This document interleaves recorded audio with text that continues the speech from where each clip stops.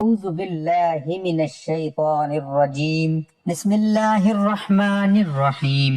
محترم بھائیوں اور بہنوں، آج کی ویڈیو میں ہم آپ کے لیے ایک بہت ہی خاص عمل بتانے والے ہیں۔ یہ عمل بہت ہی خاص ہے۔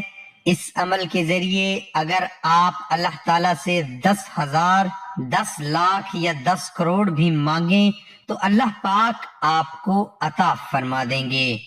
یاد رہے کہ اللہ پاک کے خزانوں میں کمی نہیں، وہ جتنا چاہے عطا کر سکتا ہے۔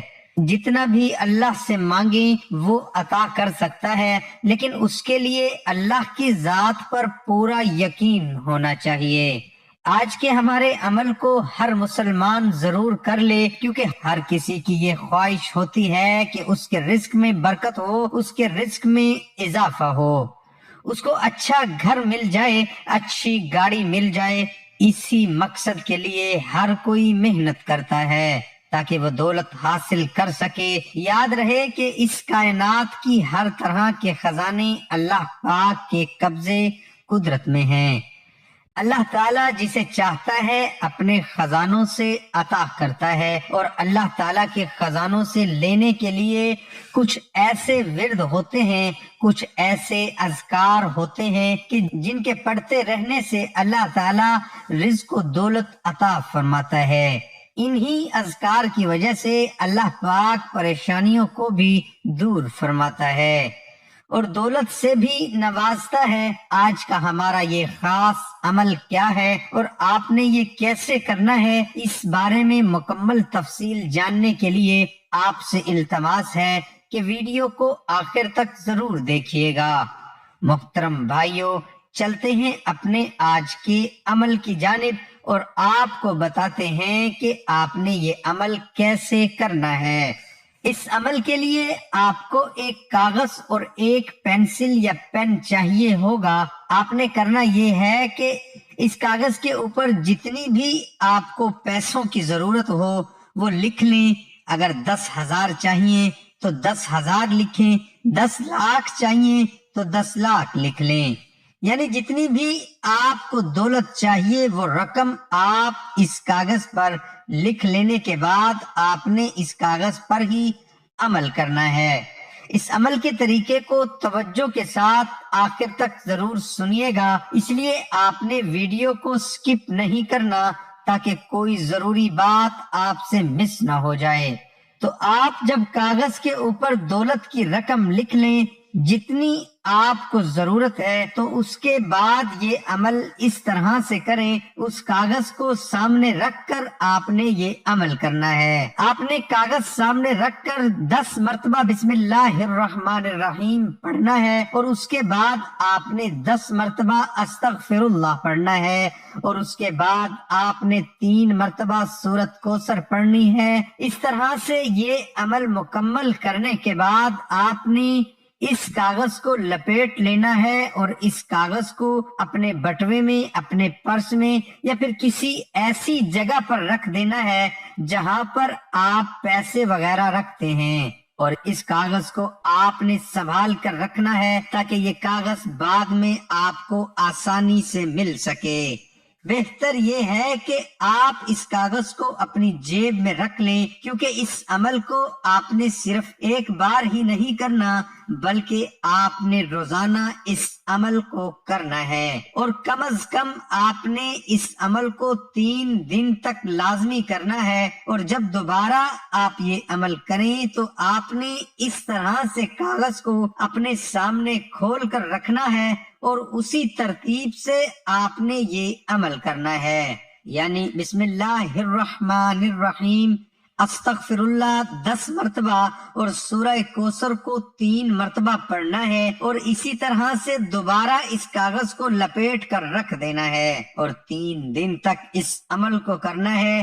اس طرح سے جب آپ روزانہ عمل کریں گے اور اللہ تعالیٰ سے اپنے لیے دعا مانگیں گے تو اللہ تعالیٰ سے دولت کا سوال کریں گے تو انشاءاللہ وہ ذات آپ کو ضرور دولت سے نوازے گی۔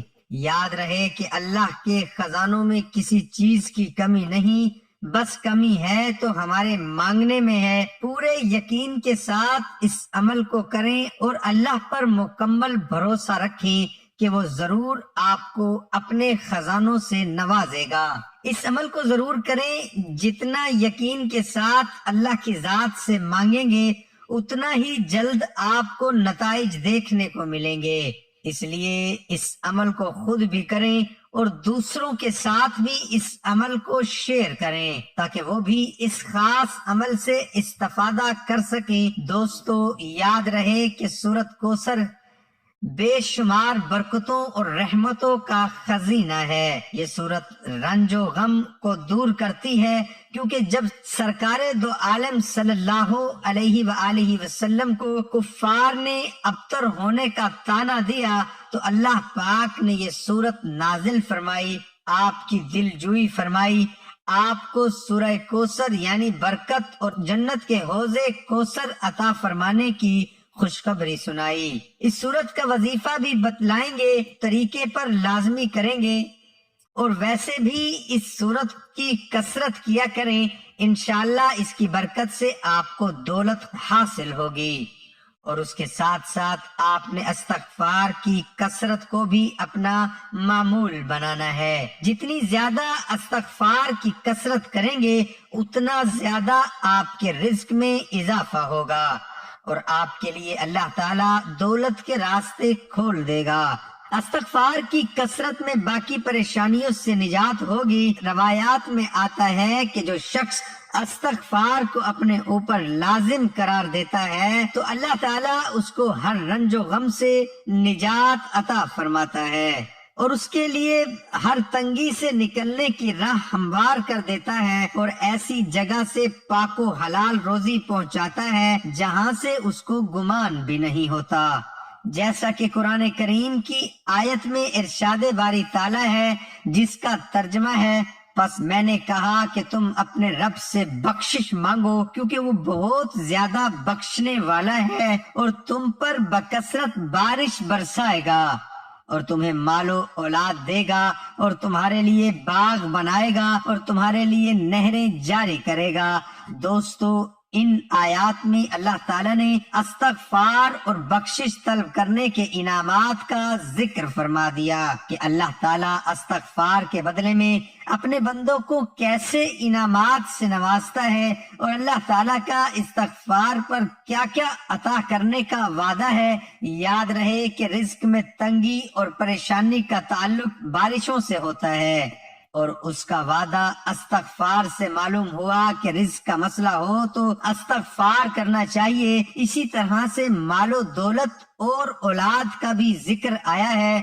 اور استغفار کرنے پر اللہ تعالی مال اور اولاد عطا کرتا ہے، لہذا مال کے حوالے سے پریشانی ہو یا بے اولادی کا مسئلہ ہو، اس میں بھی استغفار کی کثرت کرنی چاہیے۔ الغرض جو بھی پریشانی ہو اس کا حل اللہ تعالیٰ نے استغفار میں ہی رکھا ہے، اس لیے ہمیں چاہیے کہ ہم استغفار کی زیادہ سے زیادہ کثرت کریں۔ مال و دولت کے ساتھ ساتھ استغفار کے باقی فوائد بھی حاصل ہو جائیں گے۔ اور یاد رہے کہ استغفار دل سے کرنا چاہیے، دل سے اللہ کی ذات سے اپنے گناہوں کی معافی مانگیں اور گناہوں سے پکی توبہ کریں، پھر دیکھیں کہ اللہ تعالیٰ آپ کے لیے کس طرح سے راستہ کھولتا ہے۔ اللہ تعالیٰ سے دعا ہے کہ اللہ تعالیٰ ہمیں دین کی سمجھ نصیب فرمائے اور اس کے مطابق زندگی بسر کرنے کی توفیق عطا فرمائے۔ دعا ہے کہ اللہ تعالیٰ میرا سنانا، آپ کا سننا اپنی بارگاہ الہی میں قبول اور منظور فرمائے، آمین ثم آمین۔ تمام دوستوں سے گزارش ہے کہ اللہ تعالیٰ کے 99 ناموں میں سے ایک نام کمنٹ میں ضرور لکھیں۔